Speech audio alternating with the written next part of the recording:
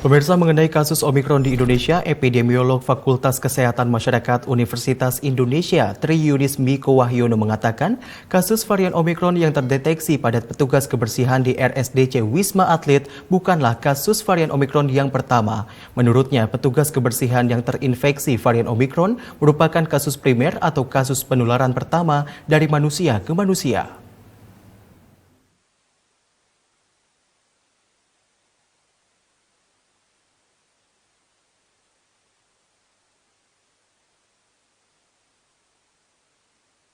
Pemerintah melaporkan kasus pertama varian COVID-19 Omikron yang sudah terdeteksi di Indonesia. Menkes Budi Gunadi Sadikin mengatakan kasus ini ditemukan pada petugas kebersihan yang bertugas di RSDC Wisma Atlet. Diketahui pasien tersebut tidak memiliki riwayat berpergian ke luar negeri.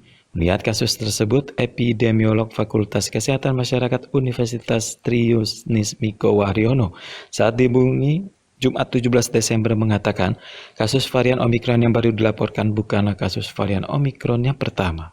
Menurutnya dengan pendekatan epidemiologi, petugas kebersihan yang terinfeksi varian Omikron merupakan kasus primer atau kasus penularan pertama dari manusia ke manusia. Sementara kasus indeks atau sumber kasus pertama Omikron masih belum ditemukan tetapi sudah masuk ke Indonesia. Untuk itu, pemerintah harus melakukan penelusuran dan penyelidikan epidemiologi secara komprehensif untuk mendeteksi kasus indeks penularan kasus varian Omikron di Indonesia.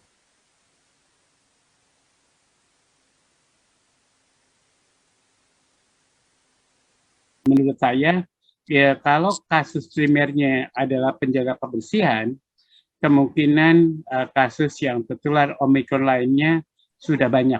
Itu bukan kasus indeks ya, bukan kasus penular.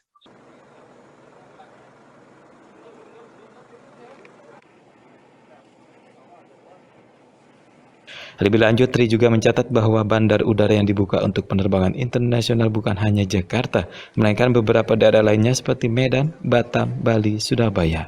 Untuk itu, potensi bocornya kasus varian Omikron di Indonesia sangat besar bukan hanya di Jakarta. Dengan hal tersebut, ia melihat kasus Omikron bukan hanya terdapat satu kasus di Indonesia. Sejalan dengan hal itu, dirinya menyarankan pemerintah dan masyarakat untuk membatasi bepergian khususnya ke luar negeri apabila tidak dalam situasi yang penting.